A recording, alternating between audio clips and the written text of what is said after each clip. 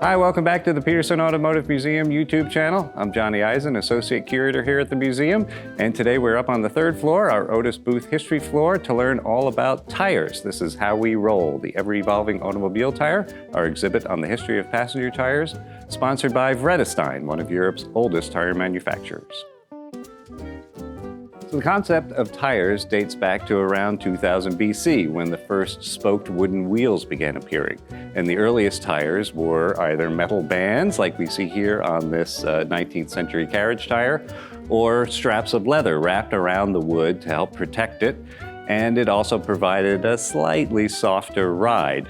Here at the beginning of the exhibit, we kind of see the full evolution of the tire from the metal band to the earliest rubber pneumatic tires, which were white, to this, the Vredestein Wind Track, which is the only high-performance winter tire available on the market today.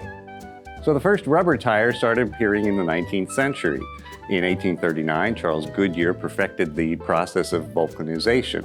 Vulcanization is the process in which rubber is heated, sulfur is added along with a couple other materials, and it turns rubber from a very soft, sticky substance that people didn't quite know what to do with into something much harder but still pliant. And we have an example here. This is a Goodyear carriage tire from the late 1800s. And you'll see it wraps around the spoked wheel, much like the metal bands did earlier, but now we have something that's going to provide a little cushioning. And it also a quieter ride. The first rubber tires were used on hansom cabs in England, and the company that built them advertised them as quiet and comfortable, and they started a bit of a revolution. So behind me, like I said, we have a solid rubber carriage tire. In front of it is an early solid rubber car tire.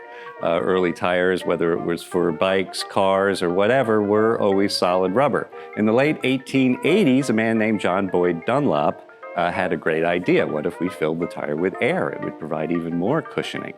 His son had a tricycle with solid rubber tires on it, and the kid was always complaining about how harsh the ride was on cobblestone streets. So John Boyd Dunlop took almost like a round rubber balloon, filled it with air, put it on the outside of a wooden wheel, and then wrapped it in rubber-infused canvas to sort of protect the rubber air bladder. He put these on his son's tricycle, and lo and behold, it was a much softer ride and had the additional advantage of not having very much rolling resistance. He actually tested this by using an air-filled tire and a solid rubber tire, rolled them down a courtyard, and the air-filled tire rolled further and longer. So Dunlop patented his idea and started a company to make pneumatic bicycle tires. A few years later, the Michelin brothers adapted the technology to automobile tires. Now, car tires at the time were pretty much just scaled-up bicycle tires. Here we see one. It's very narrow compared to tires of today, and also you see it has a smooth tread. Now, one of the big problems with air-filled tires is that they can puncture and pop. And that was really the bane of most motorists' existence for many years. And different manufacturers came up with different ways to keep tires from blowing out. Here we have what's called tire armor. This was built by a company called Woodworth.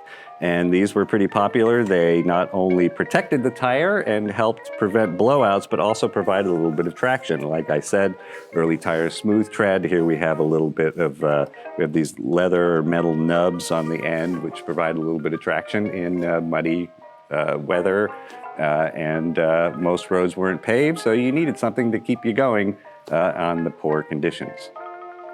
So early on, most cars didn't carry a spare wheel and tire. You just have the tire. You'd have to, if you had a blowout, take off the bad tire and remount a good new tire. This was a real pain in the neck. People hated changing their tires. So solid rubber tires remained popular for many decades. And even though they didn't have as much cushioning as an air-filled tire, people just liked the convenience of not having to change their tire all the time. So some tire manufacturers tried to come up with a way to make solid rubber tires sort of feel like air-filled tires. And here we have a few cushion tires, which you'll see they're solid rubber. There's no air inside, but they have these compartments, these holes, these different ways to give the tire some extra cushioning. And these, again, were pretty popular for quite a while. People didn't think that air could hold up something as heavy as a car. We also had electric cars, which had heavy batteries, and big trucks. Those vehicles mostly had solid rubber tires up until the Second World War. Also, in both World Wars, people used solid rubber tires on bicycles, motorcycles, and other forms of transport because the solid rubber tires wouldn't puncture from bullets. All right, so right next to me, we have a very interesting tire. This is a World War I airplane tire.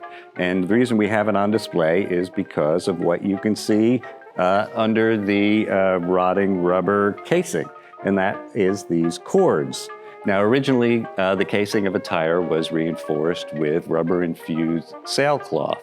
The sailcloth would wear out really quickly. The threads, which were interwoven, would rub against each other as the tire flexed, and tires didn't last very long. So, in the early 20th century, tire manufacturers started using thicker cords laid in plies or layers, crossing each other, much like the spokes in a bicycle. And these tires didn't wear out as fast as the older tires that used cloth. So early tires, like I said, had smooth tread. People hadn't really come up with the concept of adding a textured tread to tires. Dunlop was the first to do so. Their first treaded tires just had a very simple groove in the tread, but this gave a lot more traction in muddy and snowy conditions. One of the first notable treaded tires were these Firestone non-skids, and you'll see that the tread is actually the words non-skid. They would, in the mold, when the tire was being cured, they had these indentations in the mold, and when it came out, it had this tread on it. Now, this also was a great piece of advertising because you would see the tracks in the dirt that said non-skid, and everybody knew that, hey, if somebody with Firestone tires drove by here, and they would go out and find these tires. They weren't quite the first treaded tires, like I said. Goodyear also came up with their own pattern, which was a diamond pattern, which we can see in the tire behind me. But these tires were revolutionary, and for the first time, people were not slipping in the mud. So one thing you'll notice about these two original tires behind me is that they're white. Raw latex or raw rubber is white. And in the early 1900s and around the 19-teens, a company in England took carbon black, which is sort of basically powdered carbon, sooty substance, and added it to the rubber to make black tires, just as kind of an aesthetic choice. What they noticed was that the carbon black caused the tire to last longer. It's kind of strengthened the rubber, and the tread wouldn't wear out as fast. So tires transitioned from white to black. So by the 1920s, everyone was putting carbon black in tires, and tires were now lasting longer. They originally would only last for maybe 1,000 miles, and now we were up to maybe 3,000 to 5,000 miles that the tread would stay good. But tires were made in different sections, and originally carbon black was only added to the tread piece, which created a interesting look, black tread and white walls. Soon people started putting carbon black in all elements of the tire, but people missed that white wall look. They thought it was classy. Early on, when tires were all white, if you had a chauffeur, he would clean your tires. So bright white tires were kind of a status symbol. It meant you could afford to have somebody to clean them for you. So later, manufacturers started adding an additional white wall, and that's how we got the white wall look, which lasted almost up until today. Okay, so we have another couple examples of interesting tires here. This is a vacuum cup balloon tire, and it has a few fun features to it. In the 1930s, the most popular tires on the market were balloon tires. And these are basically tires that had a bigger air chamber to have more air to give you more cushioning. They also ran at a lower PSI, so lower air pressure in it. And these tires were very comfortable. People liked a very luxurious, comfy ride. Now you'll notice the tread is all these little circles. This company, the Pennsylvania Vacuum Cup Company, advertised that these were suction cups, and these would help keep the car suctioned to the road. They said as a car drove down the road with their vacuum cup tires, you could hear the noise of suction cups suctioning to the road and releasing, which sounds very amusing and I'm sure didn't actually work, but people believed it and they made these tires for many years.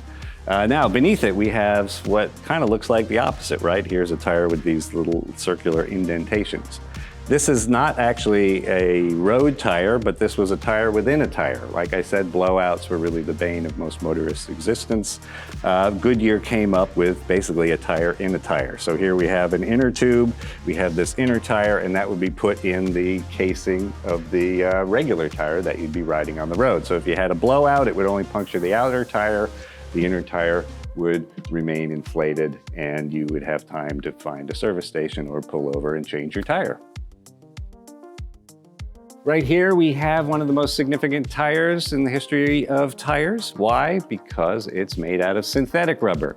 During World War II, most rubber was coming from Southeast Asia. They were our enemies in that war, and so it was getting difficult to get raw rubber. So Goodyear and a bunch of other tire companies came together to try and invent substances that would perform like rubber, but weren't natural. And that's what we see here. This rubber is made out of chemigum. It's a bunch of synthetic substances that perform like rubber. It wasn't perfect for car tires, so eventually synthetic rubber was mixed with natural rubber, which is what we have today. Our tires today, the rubber in them is about 60% natural rubber and 40% synthetic. But the wonderful thing about synthetics is that it created an airtight casing and allowed for tubeless tires, which we'll talk about in a second. Beneath it, we have another historic tire. This is the Michelin X. This is the first radial tire. What is a radial tire? Well, we talked about the cord plies earlier. They were laid at a cross pattern in the casing of the tire. Michelin came up with the idea to lay those cords across like this.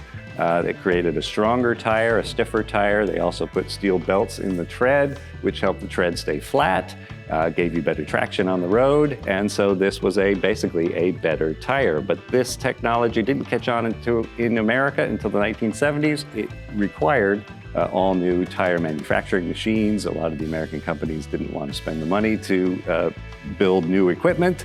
And so they lost much business to foreign tire manufacturers, and a lot of American tire companies went out of business because they resisted making radial tires.